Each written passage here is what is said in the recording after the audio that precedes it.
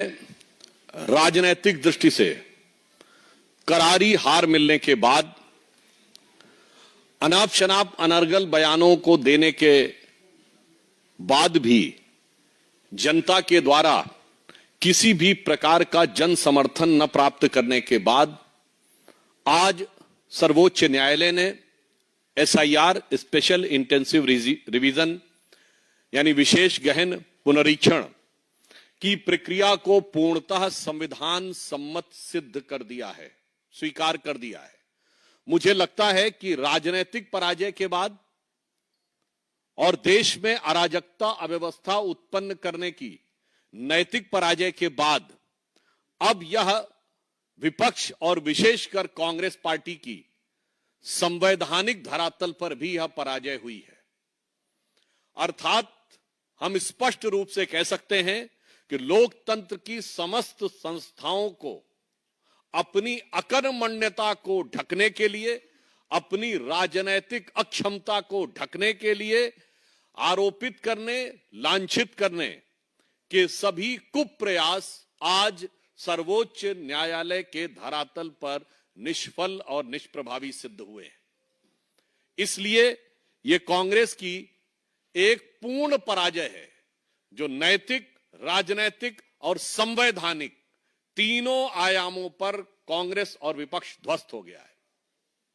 After a decisive and massive defeat in Bihar and West Bengal, and after their nefarious design to instigate anarchy in the country and getting no response, so that was a moral defeat. Now on the floor of the Supreme Court, there is a complete rejection by Supreme Court on their plea on SIR. Now this can be termed as the constitutional defeat. So I can say that after this judgment of Supreme Court, the complete defeat of opposition, Congress party in particular, and Mr. Rahul Gandhi in particular has been summarized as PCM, political, constitutional and moral defeat.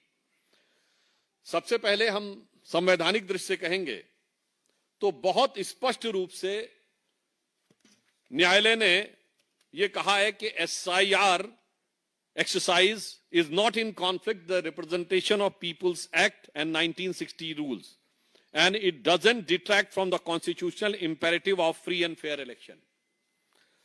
न्यायालय ने और भी आगे स्पष्ट रूप से कहा है कि एसआईआर के माध्यम से जिस उद्देश्य को प्राप्त करने की कोशिश की जा रही थी उसका स्वतंत्र और निष्पक्ष चुनाव सुनिश्चित करने के संवैधानिक लक्ष्य के साथ सीधा संबंध है। इसका मतलब फ्री एंड फेयर इलेक्शंस को इंश्योर करने के लिए it was very much required. तो जो उनका मूल आधार था वह पूरी तरीके से ध्वस्त हो गया। कोर्ट ने आगे यह भी कहा है कि चुनाव आयोग द्वारा दर्ज किए गए कारण जिनमें पिछले गहन पुनरीक्षण के बाद 4 दशकों से अधिक का समय बीता है, पिछले कुछ वर्षों में बड़े पैमानों पर नाम जोड़े गए और हटाए गए, जिसमें उन्होंने कहा कि अर्बनाइजेशन हुआ, शिफ्टिंग हुई, डुप्लीकेशन हुआ, लोगों का आना हुआ, परंतु उसके बाद भी यह प्रक्रिया अत्यंत आवश्यक थी। अतः सर्वोच्च न्यायालय ने इसको संविधान सम्मत माना है और चुनाव आयोग के अधिकार के अंतर्गत माना है और निष्पक्ष और पारदर्शी चुनाव की प्रक्रिया के लिए आवश्यक माना है। तो हम ये कह सकते हैं कि इंडी गठबंधन जो सनातन धर्म विध्वंसक और घुसपैठिया संरक्षक है, उसका वास्तविक चरित्र आज उठकर सामने आ गया है। On the political ground I would like to ask, ये लोग क्या आपको कोई मेहनत करते हुए दिखाई पड़ते हैं? गृह मंत्री अमित शाह जी ने कहा कि मैं 25 दिन लगातार बंगाल में रहूंगा। राहुल गांधी जी कहां थे बंगाल में? चलिए आप कह सकते हैं कि बंगाल में हम बहुत मेन क्लेमेंट नहीं थे, तो असम में तो आप मुख्य विपक्षी दल थे। कितने दिन रहे विपक्ष में वहां असम में जाकर? उसकी बजाय कहीं कार निकोबार में घूम रहे थे, कहीं वियतनाम में घूम रहे थे। मैं पूछना चाहता हूं, यह बात नैतिक और राजनीतिक आधार पर हमारे सभी प्रमुख नेता, हमारे पूर्व राष्ट्रीय अध्यक्ष नड्डा जी, वर्तमान राष्ट्रीय अध्यक्ष नितिन नवीन जी, इसके अतिरिक्त अमित शाह जी, इसके अतिरिक्त रक्षा मंत्री राजनाथ सिंह जी, तमाम लोगों की आपने वो बैठकें देखी होंगी, वो सम्मेलन देखे होंगे, जो शक्ति केंद्र और बूथ लेवल कार्यकर्ताओं के कार्यक्रम आपने देखे, मंडल अध्यक्ष स्तर लोगों के कार्यक्रम देखे। कांग्रेस में कितनी बार आपने बूथ लेवल कार्यकर्ताओं के सम्मेलन देखे, कितनी बार मंडल अध्यक्ष के सम्मेलन देखे। अर्थात काम कुछ नहीं करना, चुनाव के समय भी मन लगाकर कोई काम नहीं करना, फिर बाहर से जाकर कुछ बातें अनाप शनाप बोल देना और फिर यह सोचना कि उनको चुनाव जीत लिया जाएगा। मुझे लगता है देश की जनता यह समझ रही है। और इसका एक और खतरनाक अर्थ भी है। यह विषय सिर्फ यह नहीं है कि एसआईआर पे आरोप निराधार सिद्ध हुआ, विषय उससे ज्यादा गंभीर है। आज विपक्षी दल और मुख्य विपक्षी दल, विशेषकर कांग्रेस पार्टी, उसका करार चीन में है, परिवार इटली में है, विचार का केंद्र इंग्लैंड में है, यूरोप में, और दुष्प्रचार का केंद्र अमेरिकी संस्थानों में है, और वोटरों के तार बांग्लादेश से जुड़े हैं। मैं पुनः यह कह रहा हूं, करार के तार चीन से जुड़े हैं, विचारों के तार यूरोप से जुड़े हैं, दुष्प्रचार के तार अमेरिका से जुड़े हैं, परिवार के तार इटली से जुड़े हैं, और वोटरों के तार बांग्लादेश से जुड़े हैं। मुझे लगता है अब उनका यह असली चरित्र का चोला उतर गया है और वह पूरा चरित्र जनता के सामने तार तार हो गया है। तो मैं सिर्फ अंत में कांग्रेस का जो दुष्प्रचार है, विशेषकर राहुल गांधी ने, आपको याद करिए, यह बिहार के चुनाव को लेकर था। बिहार के चुनाव में कितनी रैलियां की, कितनी बार उन्होंने विपक्षी दलों के लोगों को बुलाया। आपने स्टालिन को बिहार में बुलाया, जिनके लोगों ने बिहार के लोगों के बारे में क्या क्या नहीं बोला था। आपने उन रेवंत रेड्डी को बुलाया, जिन्होंने बिहार के डीएनए के बारे में क्या क्या नहीं बोला था, और उसके बाद हार का ठीकरा फोड़ दिया चुनाव आयोग पे। तो इसलिए मैं कांग्रेस पार्टी को और विशेषकर राहुल गांधी जी को कहना चाहूंगा, इस निर्णय के बाद उन्हें इंट्रोस्पेक्शन करना चाहिए और अपशब्दों की भाषा छोड़नी चाहिए। अपनी विदेश यात्राओं के भुगतान संतुलन में फंसकर जो मानसिक संतुलन खो बैठे हैं, उस संतुलन को पुनर्स्थापित करने का प्रयास करना चाहिए। तो मैं उनके लिए कहना चाहूंगा इस निर्णय के बाद कि वो पैरवी तो झूठ की करता चला गया, बस उसका चेहरा उतरता चला गया। वो पैरवी तो झूठ की करता चला गया, बस उसका चेहरा उतरता चला गया। रंगत समझ में आई मगर आई देर से, कच्चा था बहुत रंग उतरता चला गया। धन्यवाद। कुछ सवाल आपकी तरफ से होंगे?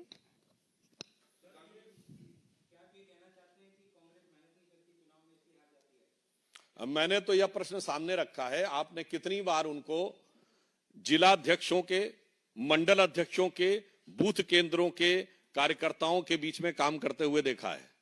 और तो और अपने ही वर्कर्स पे आरोप लगाते हैं। याद करिए, राहुल गांधी जी अहमदाबाद गए तो कहते हैं गुजरात में दो प्रकार की कांग्रेस है, एक कांग्रेस जो कांग्रेस के साथ है और एक कांग्रेस जो बीजेपी के साथ है। मतलब अपनी पार्टी के नेताओं को छोड़िए, कार्यकर्ताओं का भी ऐसा अपमान करने के बाद कोई सोचे। और मैं दूसरा कहना चाहता हूं, मैं कांग्रेस पार्टी से एक और सवाल करना चाहता हूं। आप सिर्फ विपक्ष में नहीं है, आप कई राज्यों में सरकार में भी हैं, और 3 राज्यों में तो आपकी अपने दम पे सरकार है, हिमाचल, तेलंगाना और कर्नाटक। जहां तेलंगाना और कर्नाटक तो समृद्ध राज्य हैं, आप मॉडल दीजिए ना, गवर्नेंस का मॉडल दीजिए। हम जब विपक्ष में थे तो प्रधानमंत्री श्री नरेंद्र मोदी जी ने गवर्नेंस का मॉडल दिया था। तमाम सरकारी जो इंडिकेटर्स थे उसमें उस समय की सरकार उसको स्वीकार करती थी, टॉप रैंकिंग्स में आते थे। कई प्रतिष्ठित पत्रिकाएं लगातार गुजरात को टॉप रैंकिंग स्टेट्स में देती थी। अब हमने मध्य प्रदेश में जो एग्रीकल्चर के प्रोड्यूस को फूड ग्रेन पूल्स में सबसे ऊपर तक पहुंचाया था।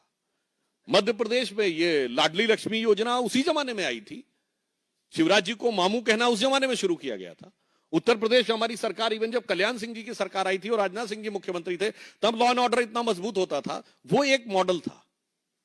तो मैं कह रहा हूं आपका मॉडल क्या है? विपक्ष में कोई मॉडल नहीं। मॉडल यह है कि हर राज्य में दो धड़े हैं कांग्रेस में, और तुम धड़म धड़ैया रे, सबसे बड़े लड़ैया रे, कि पहले मुझे मिल जाए कि मुझे मिल जाए।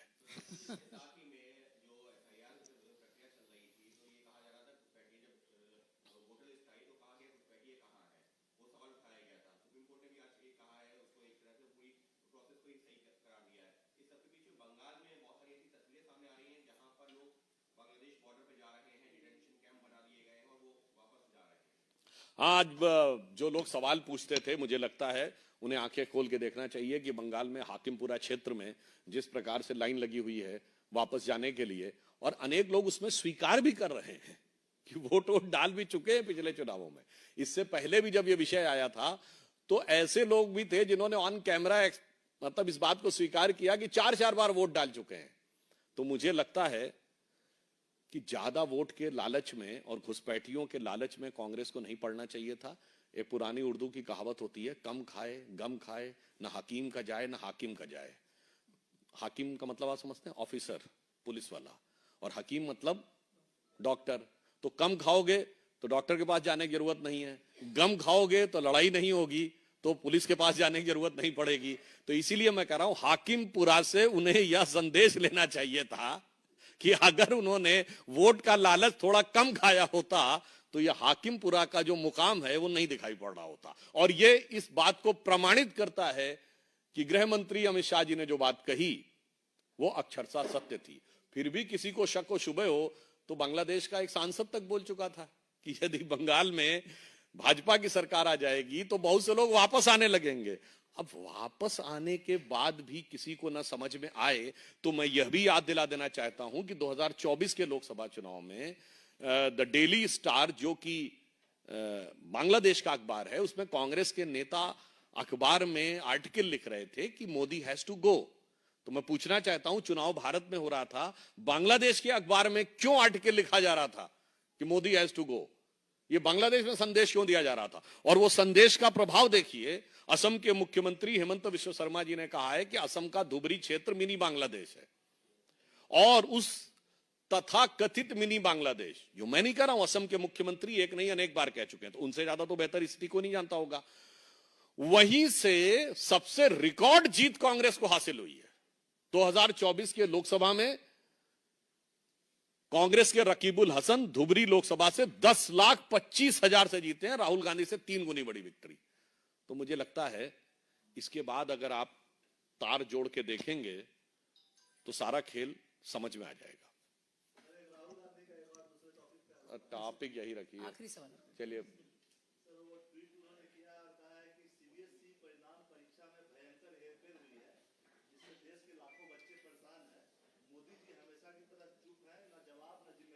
देखिए, अभी जो वो चुनाव में हेरफेर कर रहे थे उसके फेर में बुरी तरीके से पढ़कर वो बाहर नहीं निकल पा रहे हैं, इसलिए वो इस प्रकार का दुष्प्रचार करने का प्रयास करते हैं। और मैं कहना चाहता हूं, हमारी सरकार पूरी गंभीरता के साथ, पूरी सतर्कता के साथ, पूरी सजगता के साथ, पूरी संवेदनशीलता के साथ इस विषय पे काम कर रही है।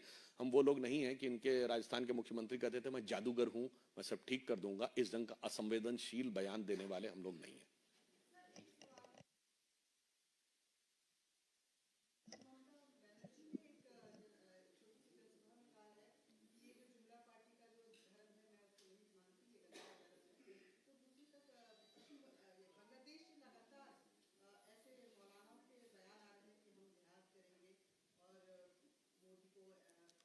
देखिए, एक कहावत होती है कि नया मुल्ला प्याज ज्यादा खाता है, मगर भारत की राजनीति में गैर मुल्ला ज्यादा चिल्लाता है। तो मौलाना उतना नहीं बोलते हैं जितने सेकुलर मौलाना बोलते हैं। और मजे की बात यह कि मुसलमान नहीं बोलते हैं जितना गैर कलमा पढ़े हुए मुसलमान जरूरत से ज्यादा बोलते हैं। तो इन सेकुलरों ने जो काम किया है, उन्होंने मुस्लिम समाज को ज्यादा बदनाम किया है। उन्होंने कभी अच्छे सच्चे राष्ट्रवादी मुस्लिमों के साथ मुस्लिम समाज को नहीं जोड़ा है, सिर्फ अपराधी और आतंकवादी मुसलमानों के साथ जोड़ा है।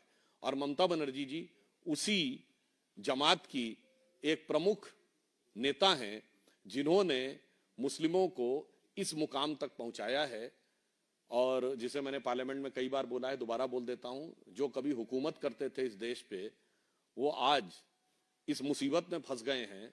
तो उसका एक कारण यह भी है कि जो हुक्मराने वक्त थे वो आज मजलूम हो गए, क्योंकि सेक्युलरिज्म के जाल में ऐसे फंसे कि उल जलूल हो गए।